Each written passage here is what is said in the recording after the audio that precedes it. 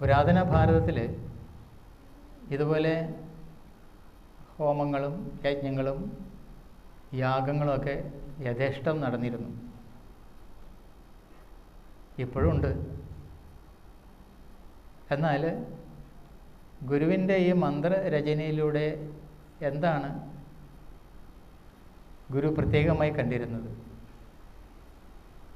എത്രയോ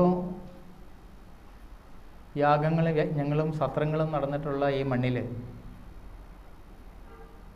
വീണ്ടും ഗുരു ഒരു ഹോമമന്ത്രം രചിക്കുമ്പോൾ അതിൻ്റെ സവിശേഷത എന്താണ് എന്നുള്ളതാണ്. സവിശേഷതയുണ്ട്. എന്തിനാണ് നമ്മൾ യാഗം ചെയ്യുന്നത്?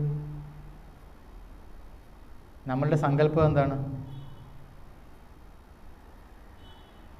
സ്വർഗകാമി ബ്രാഹ്മണോ യജേത എന്നാണ്. സ്വർഗകാമിയായിരിക്കുന്ന ബ്രാഹ്മണൻ യജ്ഞം ചെയ്യട്ടെ എന്നുള്ള സങ്കല്പമുണ്ട്. അപ്പോൾ സ്വർഗകാമിത്വമാണ് അവിടെ ഉള്ളത്. മരിച്ചു കഴിഞ്ഞാൽ സ്വർഗത്തിൽ പോകണം. അതേ ആ ഇച്ഛയോടുകൂടി യാഗങ്ങൾ ചെയ്യുന്നു, യജ്ഞങ്ങൾ ചെയ്യുന്നു. ശരിയാണ്. മാത്രമല്ല ഇഹലോക ജീവിതം ധന്യമായി തീരുവാനും ഐശ്വര്യമുള്ളതായി തീരുവാനും സമൃദ്ധിയുള്ളതായി തീരുവാനുമൊക്കെ ആഗ്രഹിക്കുന്നു. ഒന്നിനൊരു കുറവും പാടില്ല. സാധാരണ യജ്ഞം ചെയ്യുമ്പോൾ അല്ലെങ്കിൽ യാഗം ചെയ്യുമ്പോൾ മഴ പെയ്യും, അല്ലേ? വർഷമുണ്ടാവും. ഇപ്പോഴും നമ്മളൊരു യാഗം നടത്തുകയാണെങ്കിൽ അതിൻ്റെ അവസാനത്തെ ദിവസം വർഷമുണ്ടാവും. അപ്പോൾ ഭാരതീയർ അന്തരീക്ഷത്തിൻ്റെ ഘടനയെ മാറ്റത്തക്ക തരത്തിലുള്ളതായ വളരെ ശാസ്ത്രീയമായ ഒരു തന്ത്രം അവിടെ പ്രയോഗിക്കുന്നു. മഴ പെയ്യിപ്പിക്കുവാൻ കഴിയുമായിരുന്നു. നാരായണ ഗുരുവും അങ്ങനെ ചെയ്തിട്ടില്ലേ? ഗുരുവിൻ്റെ ജീവചരിത്രം വായിച്ചു കഴിഞ്ഞാൽ അത് മനസ്സിലാവും. ഇതുപോലെ കൊടും വേനൽ സമയത്ത് ആളുകൾ വിഷമിക്കുന്നു, വെള്ളമില്ലാതെ, ദാരുക്കളും മരിക്കുന്നു. അങ്ങനെയുള്ള സന്ദർഭത്തിൽ ഗുരുവിനെ ചെന്ന് കാണുന്നു. ഗുരു വെള്ളം കിട്ടാതെ വിഷമിക്കുന്നു. എന്താ ചെയ്യുക? കൃഷിയെല്ലാം ഉണങ്ങി വരണ്ട്, ജന്തുജാലങ്ങളെല്ലാം മരിക്കുന്നു, മനുഷ്യരും വളരെ കഷ്ടതയിലാണ്, കൃഷി നടത്താൻ കഴിയുന്നില്ല. അപ്പോൾ ഗുരു ഒരു കൃതി എഴുതുകയുണ്ടായി. ഏതാണ് കൃതി? അർദ്ധനാരീശസ്തം. അയ്യോ ഈ വെയിൽ കൊണ്ടു എന്നുള്ള കൃതി എഴുതുക. അത് എഴുതി ഗുരു പറഞ്ഞ എല്ലാവരോടും അത് ചൊല്ലി പ്രാർത്ഥിക്കാൻ പറഞ്ഞപ്പോൾ മഴ പെയ്തു. ഇതുപോലെ തന്നെ ജഗന്നാഥ ക്ഷേത്രത്തിൽ വിശ്രമിക്കുന്ന സമയത്ത് ജഗന്നാഥ ക്ഷേത്രത്തിൻ്റെ പ്രധാനപ്പെട്ട ചടങ്ങ്, ഗുരു അവിടെ സന്നിഹിതനാണ്. അവിടെയുള്ള പാവപ്പെട്ട ആളുകൾ വന്നിട്ടുണ്ട്. അന്ന് തീണ്ടലും തൊടിയിലൊക്കെ ഉള്ള കാലമല്ലേ. അങ്ങനെയുള്ള ആ മനുഷ്യരവിടെ വന്ന് നിന്നപ്പോൾ അവരെല്ലാം ദൂരെ മാറി നിൽക്കുകയാണ്. അവർക്കും പേടിയാണ്, അയിത്തമാണല്ലോ. നാരായണ ഗുരുവിൻ്റെ കൂടെ നടക്കുന്ന ഇവർക്കും ഇവരുടെ ഉള്ളിൽ തീണ്ടലും തൊടിയിലൊക്കെ ഉണ്ടെന്ന് അർത്ഥം. അവർക്കത് മാറിയിട്ടില്ല. അപ്പോൾ അവരോട് മറ്റുള്ളവർ ഈ അയിത്തം കൽപ്പിക്കുന്നത് പോലെ തന്നെ ഇവർക്ക് താണതെന്ന് കരുതുന്നവരോടും അയിത്തം കൽപ്പിക്കുകയാണ്. അപ്പോൾ പിന്നെ എന്ത് മാറ്റമാണുള്ളത് ഗുരുവിൻ്റെ കൂടെ നടന്നതുകൊണ്ട്? അപ്പോൾ മാറി നിൽക്കുന്ന ആളുകൾ കണ്ടുകൊണ്ട് ഗുരു കൂടെ നിന്ന് പ്രമാണിമാരോട് ചോദിച്ചു, എന്താണ് അവർ മാറി നിൽക്കുന്നത്? അപ്പോൾ അവർ പറഞ്ഞു, ഇത് ജാതിയിൽ താണവരാണത്രേ, അവരെ ഈ ക്ഷേത്രത്തിലേക്ക് പ്രവേശിപ്പിക്കാൻ ഇവർ മടിക്കുന്നു. എന്നിട്ട് അവരെന്താണ് ഗുരുവിനോട് പറഞ്ഞതെന്നറിയാമോ? 1 വർഷം കഴിയട്ടെ, എന്നിട്ട് പ്രവേശിപ്പിക്കാം എന്ന് ഗുരുവിനോട് ഈ കൂടെ നടക്കുന്ന പ്രമാണിമാർ പറയുകയാണ്. അപ്പോൾ 1 വർഷം കൊണ്ട് ഇവർ ഒരു സമന്വയമായ ഇടപെടലുകളൊക്കെ നടത്തി ഒരുപക്ഷെ ഇവരെ പ്രവേശിപ്പിക്കാമെന്നാണ് അവർ കരുതിയത്. അല്ലെങ്കിൽ അങ്ങനെ അവർ വിചാരിക്കുന്നുണ്ടോ? അപ്പോൾ ഗുരു പറഞ്ഞു, ഓഹോ അങ്ങനെയോ എന്ന് പറഞ്ഞിട്ട് ഗുരു ഇങ്ങനെ കണ്ണടച്ച് ധ്യാനത്തിൽ ഇങ്ങനെ ഇരുന്നു. കുറേ നേരം കഴിഞ്ഞപ്പോൾ ഗംഭീരമായൊരു മഴയങ്ങ് പെയ്തു. മഴ കഴിഞ്ഞപ്പോൾ ഗുരു ചോദിച്ചു, 1 വർഷം കഴിഞ്ഞുവല്ലോ, ഇനി അവരെ പ്രവേശിപ്പിക്കാമല്ലോ. അപ്പോൾ എങ്ങനെയാണ് ഗുരുവിന് ഇതൊക്കെ കഴിയുക? ഇപ്പം തപസ്വികൾ ഒന്ന് നനച്ചാൽ അത് സംഭവിക്കും. അവരുടെ വാക്കും പ്രവൃത്തിയും വെറുതെ ആവില്ല. കാരണം എന്താണ്? അവർ സത്യത്തിൽ ജീവിക്കുന്നവരാണ്. അവർ സത്യം തന്നെയാണ്.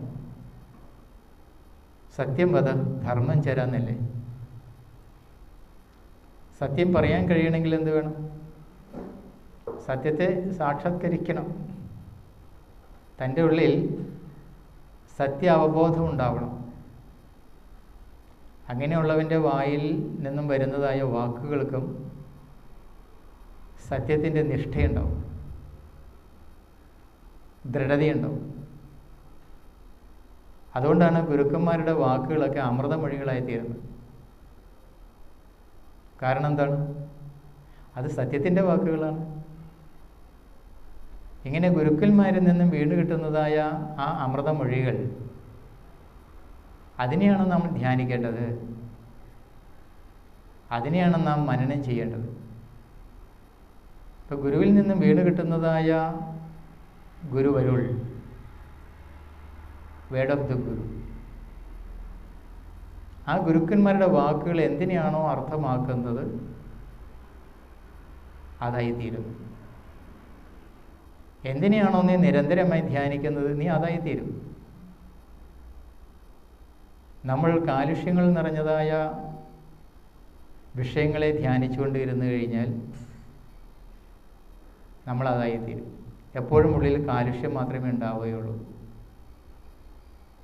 മറിച്ച് ഒരു ഗുരുവിൻ്റെ സന്നിധിയിൽ ജീവിക്കുകയും ഗുരുവിൻ്റെ പാരസ്പര്യവും അനുഗ്രഹവും ഏറ്റുവാങ്ങിക്കൊണ്ട് കഴിയാനും ഇടയായാൽ, എങ്ങനെയാണോ ഗുരു തപോനിരതമായി ജീവിക്കുന്നത് അതുപോലെ നാം അറിയാതെ നമ്മുടെ ജീവിതവും തപോനിരതമായി തീരും. എന്തിനാണ് നീ സാക്ഷാത്കരിക്കാൻ ശ്രമിക്കുന്നത്? എന്തിനാണ് ഒരു ഗുരുവിനെ കണ്ടെത്തുന്നത്? പരമമായതിനെ അറിയുവാൻ. പരമമായിരിക്കുന്നതിനെ നാം വേദാന്തത്തിൽ ബ്രഹ്മം എന്ന് പറയുന്നു.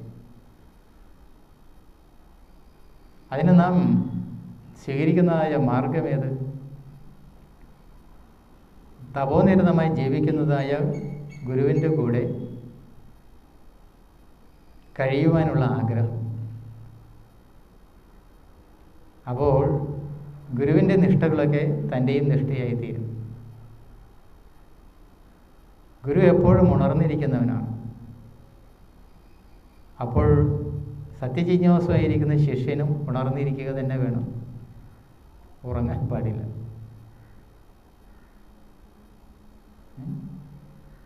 അറിവിൽ ഉണർന്നിരിക്കുക, ഉണരരുത്. ഉണരരുത് ഇനി ഉറങ്ങിടാതിരുന്നിടേണം. ഉണരരുത് ഇനി ഉറങ്ങിടാതിരുന്നിടേണം. ഉണരരുത് എന്ന് പറഞ്ഞു കഴിഞ്ഞാൽ എന്താർത്ഥം? എപ്പോഴും ഉറങ്ങിക്കൊണ്ട് കിടക്കുക എന്നാണ് അർത്ഥം.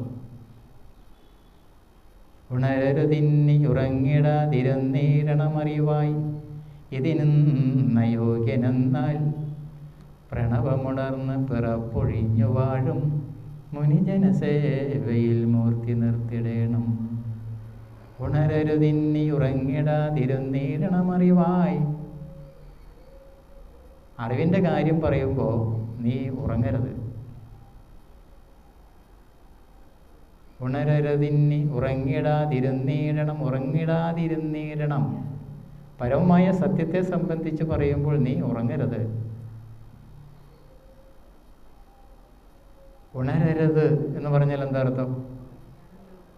ലൗകികമായ വിഷയങ്ങളെക്കുറിച്ച് ചിന്തിച്ച് നീ അതിനകത്തേക്ക് ഉണർന്നിരിക്കരുത്. ലോക വിഷയങ്ങളിലേക്ക് ഉണർന്നിരിക്കരുത്. ലൗകികമായ വിഷയങ്ങളെക്കുറിച്ച് എപ്പോഴും ചിന്തിച്ച് അതിനെ ഉറ്റുപാർത്തുകൊണ്ടിരിക്കരുത്. അതിനേക്കല്ല നീ ഉണരേണ്ടത്. പിന്നെ നീ ഉണർന്നിരിക്കണം. ഏതിലേക്ക്? പരമമായതിലേക്ക് നീ ഉണർന്നിരിക്കണം. ഇപ്പോൾ 2 ഡോൺസ് ആണ് ഗുരു പറയുന്നത്. 2 അരുതുകൾ. ചെയ്യരുത്. വിധി നിഷേധങ്ങളാണ്. ഒന്ന് വിധി, ഇന്നത് ചെയ്യണം. ഒന്ന് വിധി നിഷേധം, ഇത് ചെയ്യരുത്. അതാരോടാണ് പറയണത്? ഇന്നത് ചെയ്യണം, ഇന്നത് ചെയ്യണ്ടെന്ന്. അറിവ് സമ്പൂർണമായി ഭവിക്കാത്ത ഒരു വ്യക്തിയോടാണ്. അറിവുള്ളവനോട് പറയേണ്ട കാര്യമില്ലല്ലോ ഇന്നത് ചെയ്യണം, ഇന്നത് ചെയ്യണ്ടെന്ന്. ഓരോ ജീവിതത്തിൻ്റെ സന്ദർഭങ്ങളിലും എന്ത് ചെയ്യണം, എന്ത് ചെയ്യണ്ട എന്ന് അറിവുള്ളവർക്കറിയാം. അറിവില്ലാത്തവരോട് എന്ത് പറയും? ഇന്ന കാര്യങ്ങൾ ചെയ്യരുത്, ഇന്ന കാര്യങ്ങൾ ചെയ്യണം. കാരണം അവനറിയില്ല എന്താണ് ചെയ്യേണ്ടത്, എന്താണ് ചെയ്യാൻ പാടില്ലാത്തത്. ഇതെവിടെയാണ് പറഞ്ഞിരിക്കുന്നത്? ഇത് വേദങ്ങളിലാണ്.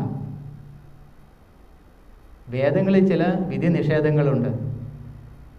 ഇന്നതൊക്കെ ചെയ്യാൻ പാടുള്ളൂ, ഇന്നതൊന്നും ചെയ്യാൻ പാടില്ല. നമ്മൾ സംസാരിക്കുന്നത് അല്ലെങ്കിൽ നമ്മുടെ വിഷയം ഇവിടെ എന്താണ്? അത് വേദാന്തമാണ്. വേദങ്ങളിൽ വിധി നിഷേധമുണ്ടെങ്കിൽ വേദാന്തത്തിൽ വിധി നിഷേധങ്ങളില്ല. എന്താ കാരണം? അത് പരമമായ അറിവിനെ സംബന്ധിച്ച് പ്രതിപാദിക്കുന്ന വിഷയമാണ്. അവിടെ വിധി നിഷേധങ്ങൾക്ക് പ്രസക്തിയില്ല. ആത്മോപദേശ ശതകം വേദാന്തമല്ലേ? അപ്പോൾ ഗുരു എന്തുകൊണ്ടാണ് ഒരു വേദാന്ത കൃതിയിൽ ഇങ്ങനെ വേദങ്ങളിൽ അനുശാസിക്കുന്നത് പോലെയുള്ളതായ വിധി നിഷേധങ്ങൾ കൊടുത്തിരിക്കുന്നത്? ഗുരു മുന്നോട്ട് വയ്ക്കുന്നതായ വിധി നിഷേധം കാലാതീതമാണ്. ഏത് കാലത്തും പ്രസക്തമാണ്. അറിവിലേക്ക് ഉണർന്നിരിക്കണമെന്ന് പറയുന്നതും ലൗകിക വിഷയങ്ങളിലേക്ക് ഉണരരുത് എന്ന് പറയുന്നതും എല്ലാ കാലത്തും പ്രസക്തമല്ലേ? ആത്മോപദേശ ശതകം തരുന്നതായ അറിവേത് ഏതൊരു കാലത്തും ഏത് ദേശത്തും പ്രസക്തമായിരിക്കുന്നതാണ്. ഒരിക്കലും അതിൻ്റെ മൂല്യം ചോർന്നു പോകുന്നില്ല. എന്നാൽ കാലത്തിനും ദേശത്തിനും അനുസൃതമായി ഇന്നത് ചെയ്യണം, ഇന്നത് ചെയ്യണ്ട എന്ന് പറയുന്നത് അത് ഇപ്പോൾ ഇവിടെ പ്രസക്തമായിരിക്കുന്നതാണ്. 50 വർഷം മുമ്പ് ഒരുപക്ഷെ നമുക്ക് ചെയ്യുവാൻ വിധിയില്ലാത്ത കാര്യങ്ങൾ ഉണ്ടായിരുന്നു, ചെയ്യാൻ വിധിയുള്ള കാര്യങ്ങളുണ്ടായിരുന്നു. ഇന്നത് പ്രസക്തമാണോ? മാറിയില്ലേ? അപ്പോൾ കാലങ്ങളനുസരിച്ചും ദേശങ്ങളനുസരിച്ചും വിധി നിഷേധങ്ങൾ മാറും. അതിനെയാണ് ധർമ്മശാസ്ത്രങ്ങൾ എന്ന് പറയുന്നത്. അത് സ്മൃതിയാണ്. ആത്മോപദേശ ശതകം പോലെ, ഉപനിഷത്തുകൾ പോലെ, ഭഗവത്ഗീതയെപ്പോലെയുള്ള ശ്രൗതലക്ഷണമുള്ളതായ കൃതികൾ കാലദേശങ്ങൾക്ക് അതിവർത്തിച്ചിരിക്കുന്ന. അപ്പോൾ നാരായണ ഗുരുവിനെ പോലുള്ള ഋഷി ആത്മോപദേശ ശതകത്തിൽ പറയുന്നതായ വിധി നിഷേധം വേദനിഹിതമല്ല, വേദവിഹിതമല്ല, വേദാന്തവിഹിതമാണ്. എന്നും എവിടെയും പ്രസക്തമുള്ള കാര്യമാണ്. അതിനെ ശ്രുതി എന്ന് പറയും, മറ്റത് സ്മൃതിയാണ്. അപ്പോൾ നമ്മുടെ ജീവിതത്തിൽ നാം എന്താണ് ആയിരിക്കേണ്ടുന്നത്? ശ്രൗതലക്ഷണമുള്ളതായ, എന്നും എല്ലാ കാലത്തും പ്രസക്തമായിരിക്കുന്നതായ, വാക്കുകളെ ഉൾക്കൊള്ളുന്നതായ പ്രമാണങ്ങളെ നാം പഠിക്കേണ്ടിയിരിക്കുന്നു, മനനം ചെയ്യേണ്ടിയിരിക്കുന്നു. അപ്പോൾ ഗുരുവിൻ്റെ വാക്കുകൾ എന്ന് പറയുന്നത് അത് ശാശ്വത മൂല്യമുള്ളതാണ്. അങ്ങനെ ശാശ്വത മൂല്യമുള്ളതായ ഗുരുവിൻ്റെ വചനങ്ങൾ സത്യത്തിനോട് ചേർന്ന് നിൽക്കുന്നു. ഇപ്പോൾ ഇവിടെ ഗുരു എഴുതി തന്നിരിക്കുന്നതായ ഹോമമന്ത്രത്തിൽ ഗുരു എന്താണ് ലക്ഷ്യം വയ്ക്കുന്നത്? പുരാതന കാലത്ത് നിലനിന്നിരുന്നതായ യാഗങ്ങളും യജ്ഞങ്ങളും എന്താണ് ലക്ഷ്യം വയ്ക്കുന്നത്? അതാണ് ഇവിടുത്തെ പ്രതിപാദ്യ വിഷയം. അപ്പോൾ യാഗം ചെയ്യുന്നത് സ്വർഗത്തിൽ പ്രവേശിക്കാനാണെന്നുണ്ടെങ്കിൽ സ്വർഗകാമ്യത്വമാണുള്ളതെങ്കിൽ നാരായണ ഗുരു തരുന്നതായ ദർശനം മരിച്ചു കഴിഞ്ഞിട്ട് സ്വർഗത്തിൽ പോകാനുള്ളതല്ല. എന്താണ് കാരണം? വേദാന്ത ദർശനം നമുക്ക് തരുന്നതായ അറിവേത്? അമൃതത്വപ്രാപ്തിയാണ്. നീ ഇപ്പോൾ ഇവിടെ അമൃതനായിരിക്കുക.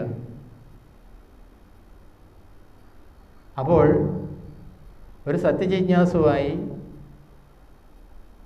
ഗുരുവിൻ്റെ അടുത്ത് വരുന്നവൻ ഏറ്റവും കുറഞ്ഞത് 12 വർഷം അവിടെ ജീവിക്കുമ്പോൾ അവനിൽ സംഭവിക്കുന്നതായ ആന്തരികമായ ഒരു പരിണാമം അതെവിടെയാണ് ചെന്ന് നിൽക്കുന്നത്? പരമമായതിനെ അറിയുവാനുള്ളതായ സാധ്യതയാണ് ഒരുക്കി കൊടുക്കുന്നത്. അങ്ങനെ പരമമായിട്ടുള്ളതിനെ അറിഞ്ഞു കഴിയുമ്പോൾ അവൻ എന്തായിത്തീരുന്നു? അവനും പരമമായിത്തീരുന്നു, അവൻ അമൃതനായിത്തീരുന്നു. അവൻ മരിച്ചു കഴിഞ്ഞിട്ടാണോ അമൃതനായത്? സശരീരത്തോടു കൂടി ഇരുന്നപ്പോൾ തന്നെ ഗുരുവിനോടുള്ള വേഴ്ച കൊണ്ട് പരമതന്ത്ര സ്വതന്ത്രമായിരിക്കുന്നതായ ജ്ഞാനലബ്ധിയാൽ അവനും സ്വതന്ത്രനായിരിക്കുന്നു. അങ്ങനെ പരമമായിട്ടുള്ളതായ സ്വാതന്ത്ര്യത്തെയാണ് അമൃതത്വ പ്രാപ്തി എന്ന് പറയുന്നത്.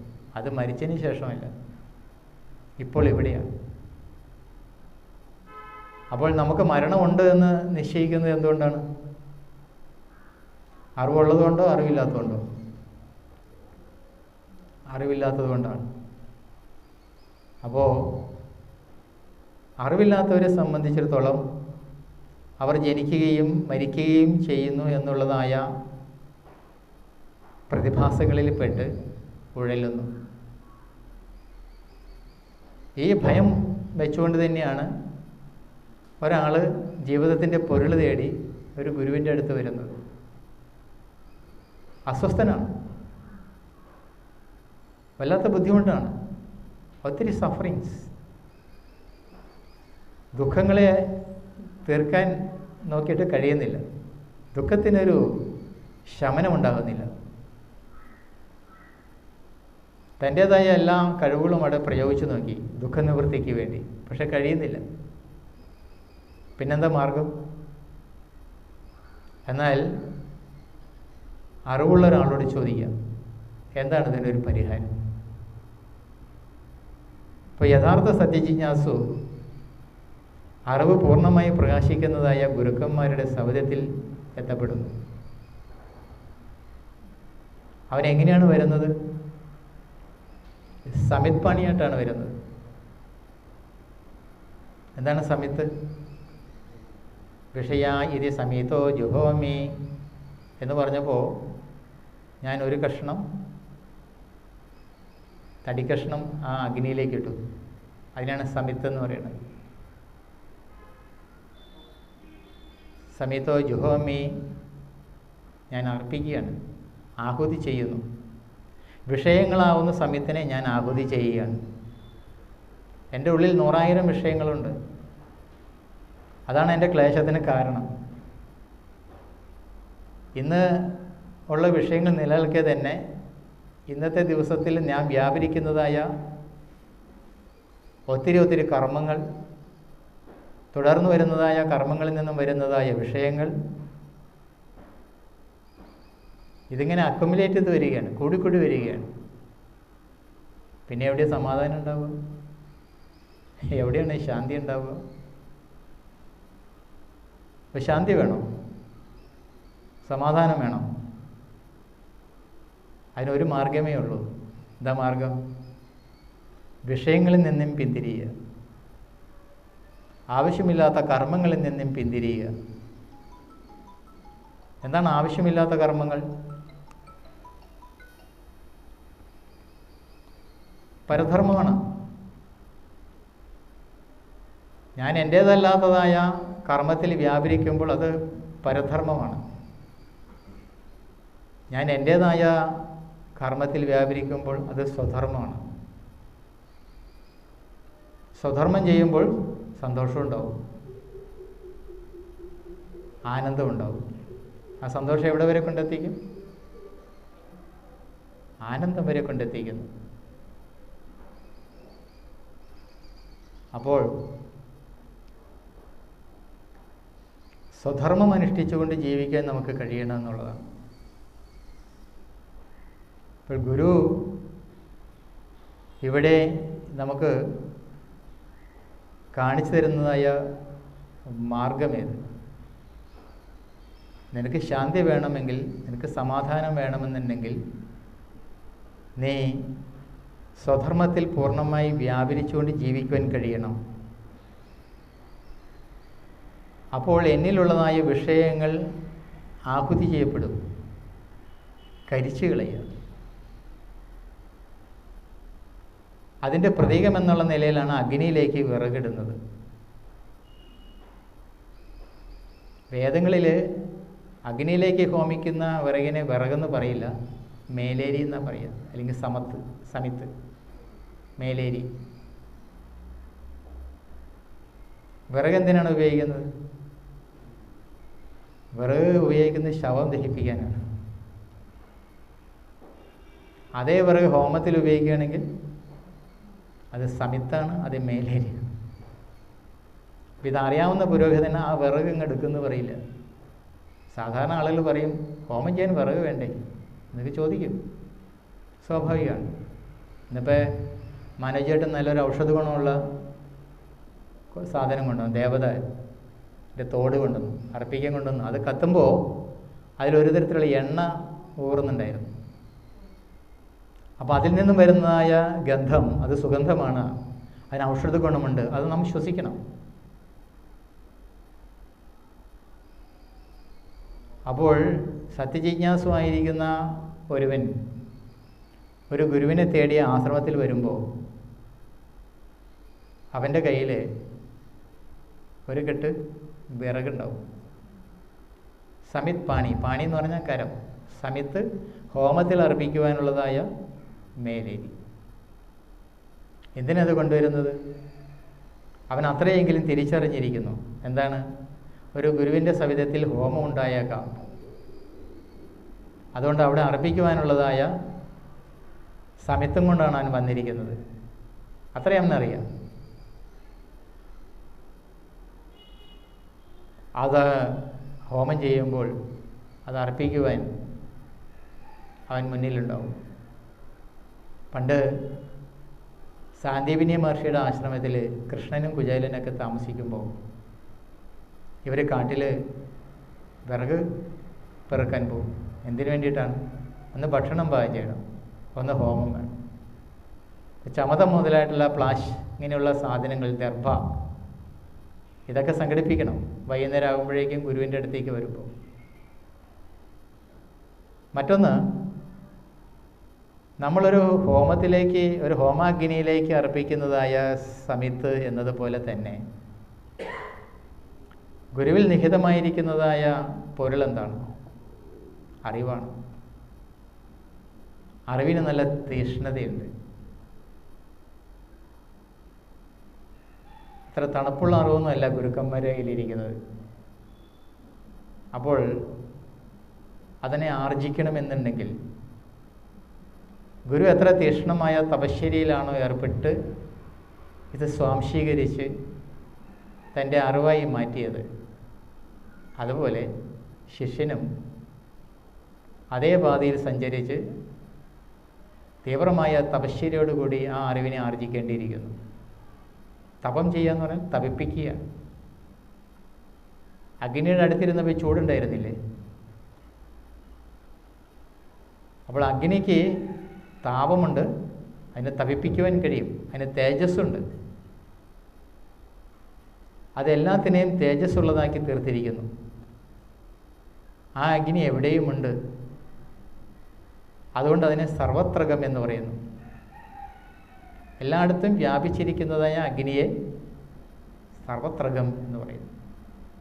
വെള്ളത്തിലുമുണ്ട്, വെള്ളത്തിൽ അഗ്നിയുണ്ട്.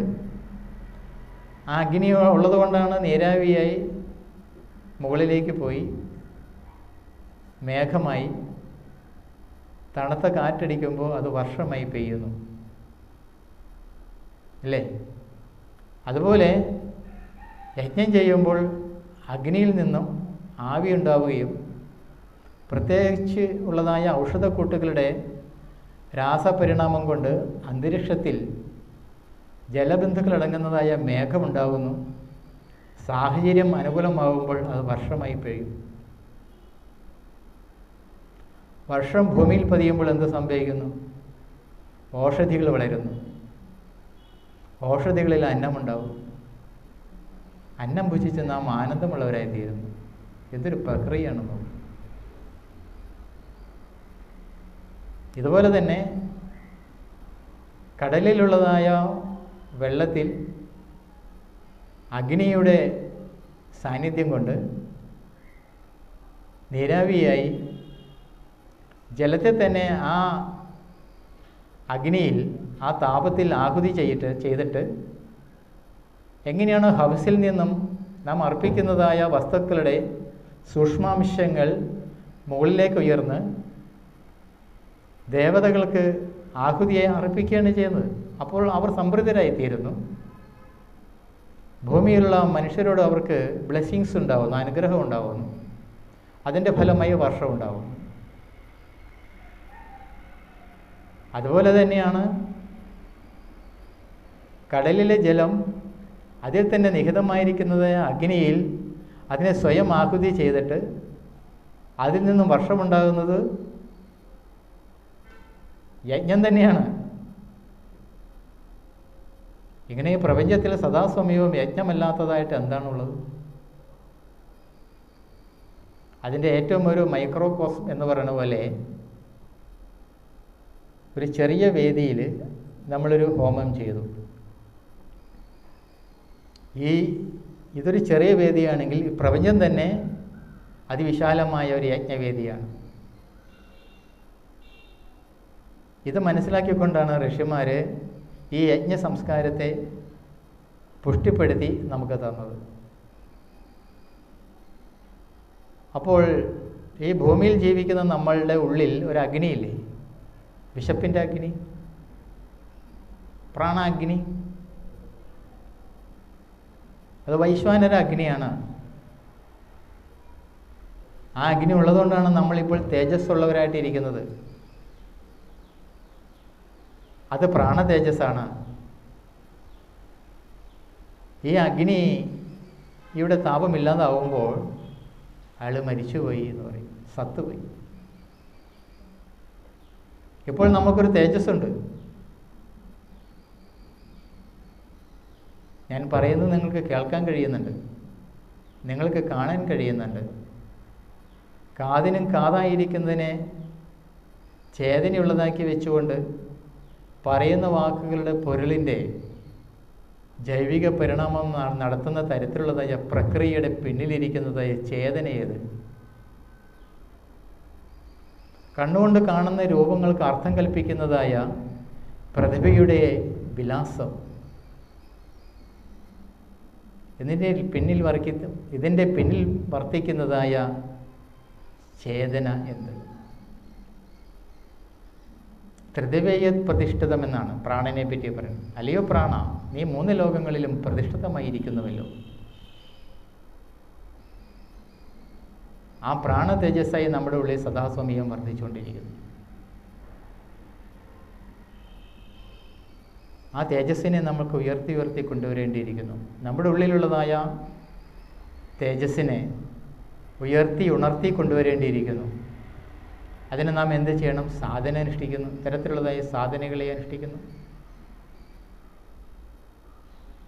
ഗുരു പറയുന്നു, ഇത് പ്രത്യക്ഷത്തിൽ കാണാവുന്ന ബ്രഹ്മം തന്നെയാണ്. യാതൊരു ബ്രഹ്മത്തെയാണോ നീ അറിയുവാൻ ആഗ്രഹിക്കുന്നത്, അത് അദൃഷ്ടമാണ്. യജ്ഞശിഷ്ടം എന്ന് പറയുന്നത് എന്താണ്? അദൃഷ്ടമാണ്.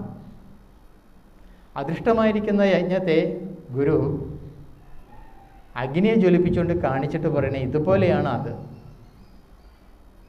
ഒരു ഉപമയാണ്. അഗ്നി ബ്രഹ്മമാണോ? അഗ്നി നേരിട്ട് പറയുകയാണെങ്കിൽ ബ്രഹ്മമെന്നും അഗ്നിയെന്നും രണ്ട് വാക്കുകളെ കൊണ്ട് നാം വ്യവഹരിക്കുമ്പോൾ ബ്രഹ്മം ബ്രഹ്മവും അഗ്നി അഗ്നിയുമാണ്. എന്നാൽ ഈ അഗ്നിയിൽ തേജസ്സുണ്ട്. വളരെ മനോഹരമാണത് കാണുവാൻ. ഈ തേജസ് പോലെയാണ് ബ്രഹ്മതേജസ്. ബ്രഹ്മതേജസ്സിനെ നാം നമ്മുടെ ചക്ഷുസ് കൊണ്ട് കാണാൻ കഴിയുന്നുണ്ടോ? ഇല്ലല്ലോ. അഗ്നിയുടെ തേജസ്സിനെ നമ്മുടെ മാംസചക്ഷുസ് കൊണ്ട് കാണാൻ കഴിയുന്നുണ്ട്. അപ്പോൾ ഇത് ദൃഷ്ടവും മറ്റത് അദൃഷ്ടവുമാണ്. അപ്പോൾ പ്രത്യക്ഷത്തിൽ കാണാവുന്നതായ ഈ അഗ്നിയുടെ തേജസ്സിനെ കാണിച്ചു തന്നിട്ട് പറയുന്നു,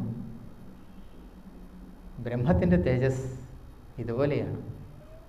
അല്ലയോ അഗ്നി, നീ പ്രത്യക്ഷത്തിൽ കാണാവുന്ന ബ്രഹ്മം തന്നെയാണ് എന്ന് ആരോടാണ് പറയുന്നത്? സത്യജിജ്ഞാസുക്കളോട് പറയുകയാണ്. അപ്പോൾ സത്യജിജ്ഞാസു എന്ത് തീരുമാനിക്കണം? പ്രത്യക്ഷത്തിൽ കാണാവുന്ന ഈ തേജസ്സിനെ വെച്ചുകൊണ്ട് അദൃഷ്ടത്തിലുള്ളതായ ബ്രഹ്മതേജസ്സിനെ അറിയുവാനുള്ളതായ തപസ്സിൽ വ്യാപരിക്കേണ്ടിയിരിക്കുന്നു. അതിനുവേണ്ടി എന്ത് വേണം? തൻ്റെ വിഷയങ്ങളെ മുഴുവനും സമത്തായി കണ്ട് അർപ്പിച്ചു കളയുന്നു. അഹമെന്ന അഹങ്കാരം അഹന്തയും അഹമിത്യാജ്യം ജുഹോമി അതിനെ നെയ്യായി കണ്ടുകൊണ്ട് അതിനകത്ത് അർപ്പിച്ചു കളയുന്നു. അഹങ്കാരമില്ലാത്തവനായി മാറണം. അവസാനം എന്ത് വേണം? തന്നെ പൂർണ്ണമായിട്ടും ആഹുതി ചെയ്യണം. തന്നെ ആഹുതി ചെയ്യുന്നതിൻ്റെ ഒരു പ്രതീകം എന്നുള്ള നിലയിലാണ് ഹോമാഗ്നിയിലെ അഗ്നിയിലേക്ക് ഇതെല്ലാം അർപ്പിക്കുന്നത്. അവസാനം ഒരു പിടി ചാരമായി മാറും.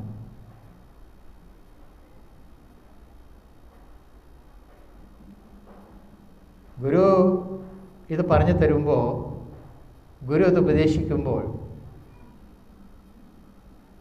അത് ബ്രഹ്മത്തെ സംബന്ധിക്കുന്നതാണ് എങ്കിൽ ഗുരു വേറെ ബ്രഹ്മം വേറെ എന്നുള്ള അർത്ഥത്തിലല്ല. ഇവിടെ ഒരു വിഷയമല്ല പഠിപ്പിക്കുന്നത്. പിന്നെന്താണ്? ഗുരുവിൽ നിഹിതമായിരിക്കുന്നതായ ബ്രഹ്മസത്യത്തെ തന്നെയാണ് ഗുരു വാക്കുകളായി പറഞ്ഞു തരുന്നത് എങ്കിൽ ഗുരു ബ്രഹ്മം തന്നെയാണ്. ബ്രഹ്മവേദ ബ്രഹ്മൈവ ഭവതി. ബ്രഹ്മത്തെ അറിഞ്ഞവൻ ബ്രഹ്മം തന്നെയാണ്. അപ്പോൾ എങ്ങനെയാണോ അഗ്നിയിൽ തേജസ് കണ്ടത്, അതുപോലെ തന്നെയാണ് ബ്രഹ്മത്തെ സാക്ഷാത്കരിച്ചിരിക്കുന്നതായ ഗുരു ബ്രഹ്മ തേജസ്വിയായിട്ടിരിക്കുന്നത്. ശരിയല്ലേ? നാം ഒരു സമയത്തെടുത്ത് പ്രത്യക്ഷത്തിൽ കാണാവുന്ന അഗ്നിയിൽ ഹോമിക്കുമ്പോൾ പിന്നീട് കുറേ കഴിയുമ്പോൾ അവന് മനസ്സിലാവുന്നു, എന്നെ തന്നെ സമത്തായി കണ്ടുകൊണ്ട് ഗുരുവാകുന്ന ബ്രഹ്മാഗ്നിയിലേക്ക് എന്നെ അർപ്പിക്കുകയാണ് ചെയ്യുന്നത്. ഗുരുവിലേക്ക് എന്നെ സമർപ്പിക്കുകയാണ് ചെയ്യുന്നത്. നിന്റെ മേലിൽ നിനക്ക് പിന്നെ യാതൊരു സ്വാതന്ത്ര്യവുമില്ല. നീ ഗുരുവിൻ്റെ അടിമ തന്നെയാണ്. എന്തിനു വേണ്ടിയിട്ടാണ് ഗുരുവിൻ്റെ അടിമത്വം സ്വീകരിക്കുന്നത്? പരമമായ സ്വാതന്ത്ര്യത്തിന് വേണ്ടിയിട്ടാണ്. നീ മറ്റാരുടെയെങ്കിലും അടിമയായി തീർന്നു കഴിഞ്ഞാൽ ജീവിതകാലം മുഴുവനും അടിമയായി തീരും. പക്ഷേ ഒരു ഗുരുവിൻ്റെ അടിമയായി തീർന്നു കഴിഞ്ഞാൽ ഒരു ഘട്ടം കഴിയുമ്പോൾ നിനക്ക് ചിറക് വെച്ച് പറന്നു പോകും അനന്തവിഹായിസിലേക്ക്. എന്തുകൊണ്ടെന്നാൽ അറിവ് പരമസ്വതന്ത്രമാണ്. പരമമായ ജ്ഞാനം പരമസ്വതന്ത്രമാണ്. പരമസ്വതന്ത്രമായിരിക്കുന്നതായി ജ്ഞാനത്തെ ഉപാസിക്കുന്നവൻ പരമമായ സ്വാതന്ത്ര്യത്തെ അനുഭവിച്ചുകൊണ്ട് പറക്കുന്നു. യാതൊരു കെട്ടുപാടുകളുമില്ലാതെ അറിവിൻ്റെ സ്വതന്ത്രമായ വിഹായസിൽ പറന്നു നടക്കാൻ കഴിയുന്ന തരത്തിലേക്ക് അവൻ വളർന്നു പോകുന്നു. അപ്പോൾ തൻ്റെ മുന്നിൽ കാണുന്നതായ ഒരു ഹോമാഗ്നിയിലേക്ക് എങ്ങനെയാണോ ഒരു കഷ്ണം സമയത്ത് നമ്മൾ അർപ്പിച്ചത്, എൻ്റെ അഹന്തയെ ഇല്ലാതാക്കുന്നതിന് വേണ്ടി അതിന് ആജ്യമായി കണ്ടുകൊണ്ട് ആജ്യത്തെ നെയ്യിനെ ഞാൻ സമർപ്പിച്ചത്, അതുകൊണ്ട് ചെന്ന് എത്തിക്കുന്നത് ഗുരുവിൽ നിഹിതമായിരിക്കുന്നതായ പരമമായ അറിവിലേക്ക് തന്നെ ആഹുതി ചെയ്യുന്നതിൻ്റെ തുടക്കമാണ് എന്നുള്ള നിലയിലേക്ക് നാം മുന്നോട്ട് പോകുമ്പോൾ ഈ ഹോമത്തിനൊരു പ്രസക്തിയില്ലേ? ഇത് വെറും വിശ്വാസമാണോ? അല്ല. എൻ്റെ പിന്നിലുള്ളതായ ഒരു സയൻസ്, അത് വേദിക് സയൻസ്. അത് നമ്മെ കൊണ്ടെത്തിക്കുന്നത് ഇപ്പോഴുള്ള എൻ്റെ വികാരങ്ങളെ, എൻ്റെ വിഷയങ്ങളെ, ഞാനാകുന്ന വിഷയങ്ങളുടെ കൂമ്പാരത്തെ അതിനെ കളഞ്ഞ് ശുദ്ധമാക്കി എടുക്കേണ്ടുന്നതായൊരു പ്രോസസ്സ്. ആ ഒരു പ്രോസസ്സിൻ്റെ ഭാഗമായിട്ടാണ് ഒരു തുടക്കമെന്നുള്ള നിലയിൽ ഇന്നിവിടെ ഹോമം ചെയ്തതും ആദ്യമായിട്ട് നിങ്ങൾക്ക് ഹോമം ചെയ്യാൻ കഴിഞ്ഞതും. അത് യാദൃശ്യമാണ്. ഇന്ന് പല പ്രാവശ്യം മനോജേട്ടൻ വരുമ്പോൾ ഹോമത്തിന് വേണ്ടിയിട്ടുള്ള സാധനങ്ങൾ കൊണ്ടുവരുന്നു. അത് ഗുരുവിൽ സമർപ്പിക്കുന്നു. ആരാണ് ഗുരുവിൽ സമർപ്പിക്കുക? ഇപ്പം എവിടെയാണ് ഒരു സത്യജിജ്ഞാസ രൂപപ്പെടുന്നത്? അത് പ്രവൃത്തിയിലൂടെയാണ്. അപ്പം ഇതിൽ വന്നുപെടുവാനും ബാഹ്യമായ വെറും ആചാരാനുഷ്ഠാനങ്ങളെ കഴമ്പില്ലാതെ അനുഷ്ഠിക്കുന്നതിന് പകരം ഗുരുക്കന്മാർ കാണിച്ചു തന്നിട്ടുള്ളതായ ആഴവും പരപ്പുമുള്ളതായ ആത്മനിഷ്ഠമായിട്ടുള്ളതായ സാധനയിലേക്ക് നമ്മളെ പ്രവേശിപ്പിക്കുന്ന തരത്തിലുള്ളതാണ് ഇത്തരം സന്ദർഭങ്ങൾ. ഇത് മനസ്സിൽ വെച്ചുകൊണ്ട് തുടർന്നു വരുന്ന യജ്ഞങ്ങളിലും ഈ അറിവാകുന്ന ഈ വാക്കുകളെ, ഗുരുക്കന്മാരിൽ നിന്നും കടം കൊണ്ട് പറയുന്ന ഈ വാക്കുകൾ, അത് ഗുരുവിൻ്റെ പാദങ്ങളിൽ തന്നെ യജ്ഞമായി സമർപ്പിച്ചുകൊണ്ടും പൂർണ്ണമാക്കും. ഓം ഓം പൂർണ്ണമദ പൂർണ്ണമിദം പൂർണ്ണാത് പൂർണ്ണമുദച്യത്തെ പൂർണ്ണസ്യ പൂർണ്ണമാദായ പൂർണ്ണമേവാവശിഷ്യത്തെ. ഓം ശാന്തി ശാന്തി ശാന്തി.